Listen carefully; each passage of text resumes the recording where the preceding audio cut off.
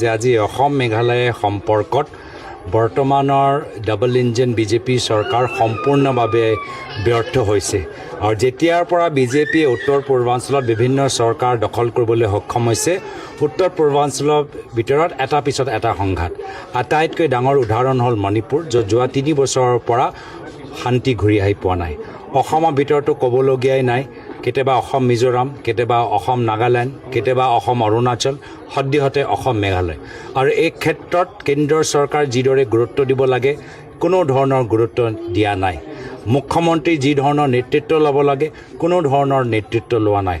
এনেকুৱা যেন লাগে যে কেন্দ্ৰীয় চৰকাৰ ৰাজ্য চৰকাৰ ডাবল ইঞ্জিনৰ চৰকাৰ মাত্ৰ কয়লা সিন্ডিকেট পাথৰ সিন্ডিকেট হিলৰ সিন্ডিকেট লৈ ব্যস্ত আৰু সাধাৰণ মানুহৰ ওপৰত যি কষ্ট হৈছে যাতায়াতৰ ক্ষেত্ৰত যি কষ্ট হৈছে আজি কোনো ধৰণৰ তেওঁলোকে গুৰুত্ব নিদিয়ে এই ধৰণৰ ৰাজনৈতিক নেতৃত্বক আমি সম্পূৰ্ণভাৱে আমি আমাৰ ফালৰ পৰা গৰিহণা দিছোঁ ক্ষতিপূৰণৰ ক্ষেত্ৰত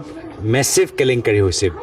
যথেষ্ট কেলেংকাৰী হৈছে প্ৰথম পৰ্যায়ত 15,000 টকা দিওঁতে বহুতখিনি ভুৱা হিতাধিকাৰী দিয়া হ'ল বহুতখিনি আধাৰ কাৰ্ডত খেলিমেলি হোৱাৰ কাৰণে খামখেলি হোৱাৰ কাৰণে বহুতখিনি উপযুক্ত মানুহখিনি বঞ্চিত হৈ থাকিল আৰু নোপোৱা মানুহখিনি পাইছে এই ক্ষেত্ৰত ইয়াৰ আগতেও আমি দেখা পাইছোঁ যেতিয়া প্ৰধানমন্ত্ৰী কিষাণ যোজনা ওলাইছিল সমগ্ৰ ভাৰতৰ ভিতৰত প্ৰধানমন্ত্ৰী কিষাণ যোজনাৰ আটাইতকৈ বেছি কেলেংকাৰী কলংকিত ৰাজ্য হ'ল অসম য'ত বহুতখিনি নোপোৱা মানুহখিনি PM কিষাণ তেওঁলোকৰ সুবিধাখিনি পালে আৰু এতিয়াও আকৌ বানপানী সাহায্যৰ ক্ষেত্ৰত টেকন'লজি যুগত বহুতখিনি কেলেংকাৰী হৈছে তদন্ত হোৱাটো আমি বিচাৰোঁ